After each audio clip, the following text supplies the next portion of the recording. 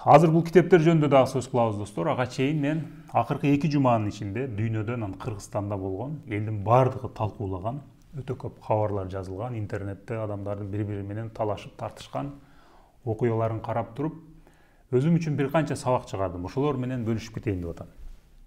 Биринчиден, ошол окуя болгон күндөрү абдан көп адам ушул жөнүндө сүйлөйт. Өтө көп талкуу болот, өтө көп кабарлар жазылат, бирок ошого карабай, ошол күндөрдө өтө көп жалган, жашык маалыматтар таркайт экен. Ошол күндөрдө эч ким эч нерсени билбейт экен, бирок көп сүйлөйт экен. Мен өзүм үчүн ошол күндөрү, ошол жума, ошол ай, мүмкүн ошол жыл ичинде ошол чоң окуянын аркасында болгон окуяларды, анын аркасында ойнолуп аткан оюндарды билбейм деп чечтим. Менен бирөө пикир сурап калса, мен билбейм дегенди туура деп чечтим. Себеби мен чындап эле билбейм. Анан даже экспертмин деген адамдарга дагы ишенбөөнү чечтим. Ишенгенге шашпаш керек экендигин түшүндүм. Буга эң жакшы мисал ковид учурунда болгон. Ковид башталып кеткенде эң күчтүү эле врачтар, кээ бирөөлөр имбир жегиле деди, кээ бирөөлөр чеснок жегиле деди. Дагы ошого окшогон толтура өзүңөр дагы билесиңер. Ошон үчүн ошол учурда шашпай туруш керек экен, бул убакыт көрсөтөт экендигин чечтим. Экинчиси, биз эми баары бир түшүнгөнгө аракет кылабыз, ошол эмне болуп атат, кандай оюн ойнолуп атат. Бирок ошол оюнду түшүнүү үчүн кабарларды карабаш керек экендигин түшүндүм. Эмне үчүн? Себеби бул массалык маалымат каражаттары дээрлик баардыгы булар чындыкты айтуу үчүн пайда болгон эмес.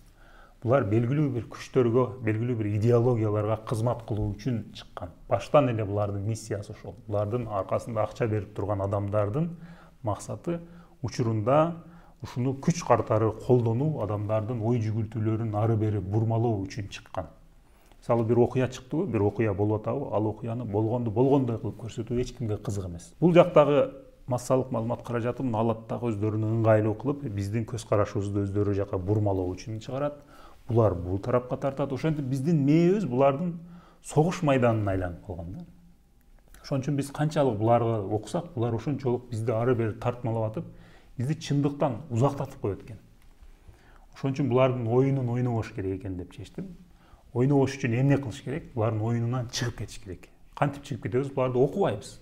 Кабарды аз окуйбуз. Үчүнчүдөн эми булар боло берет. Булар биздин ушул могул кабарлар, массалык маалымат каражаттары биздин мээбизге асыла берет да. Булар вируско окшоп бизге жуга берет. Ушул вирустарга каршы биздин иммунитетибиз болуш керек экендигин түшүндүм.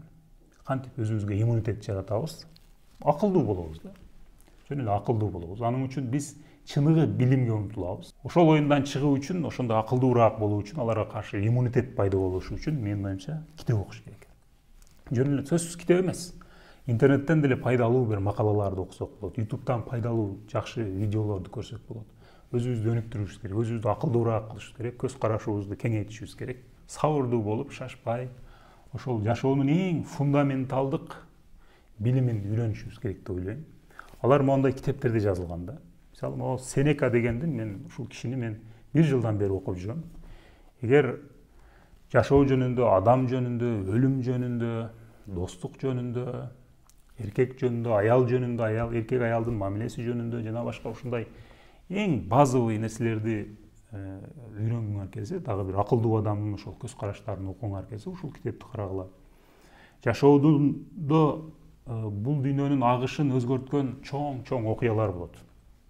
Күтүүсүздөн келет. Мисалы, Советтер Биримдигинин кулашы, дүйнөлүк согуштар, интернеттин келип чыгышы, дүйнөлүк кризистер деген окуялар болот. Буларды эч ким алдын ала биле албайт да. Элдин баардыгы азыркыдай эле бар жок жакшы, буюрса баары дагы жакшы болот деп жүргөн учурда бум деп бир окуя болот. Күтүүсүз бир окуя болот. Ал окуя ушунчалык чоң болот дагы тарыхтын агышын өзгөртүп берет. Бар жокту өзгөртүп салат. Мисалы, Советтер Биримдигинин курулушу ошондой болгон. Ошондой окуяларды черный лебедь деп коет. Орусча черный лебедь, кыргызча кара куу деп. Ал мисалы могул жерде жазылган. Бул китепте ошол кара кууларга каршы адам кантип даярданса болот, ошол кара кууларды кантип өзүбүзгө пайдалуу кылып колдонсок болот. Ошол жашоодун күтүүсүз окуяларын алдын ала байкап, анан ошодон кантип биз пайда чыгарсак болот деген нерселерди бул жерде жазган. Бул жерде мисалы кантип бирөөлөр менен переговор жүргүзүш керек. Кантип мисалы өзүңөрдүн бир колуңардан бир жумуш келет, ошону кардарга кантип сатышыңар керек, кантип кымбатыраак өзүңөрдү сатсаңар болот, өзүңөрдүн кызматыңарды деген тема бул жерде жазылган. Эми булар мен окуган кээ бир кызыктуу китептер. Ошого окшогон жакшы китептерди окусаңар болот, жакшы күчтүү интернеттеги макалаларды окусаңар болот, акылдуу адамдарга жазылып коюп ошолорду окусаңар болот. Азыраак кабар окуп, көбүрөөк ушундай сапаттуу, терең ойлонулуп жазылган макалаларды, китептерди окуп, видеолорду көрүш керек деп ойлойм. Ушундай сабактарды мен акыркы 2 жумадан бери дагы бир жолу ойлонуп, өзүм үчүн чыгардым. Силер дагы туура деп эсептесеңер, ошондой кылсаңар болот. Анда кийинки видеолордо жолукканга чейин.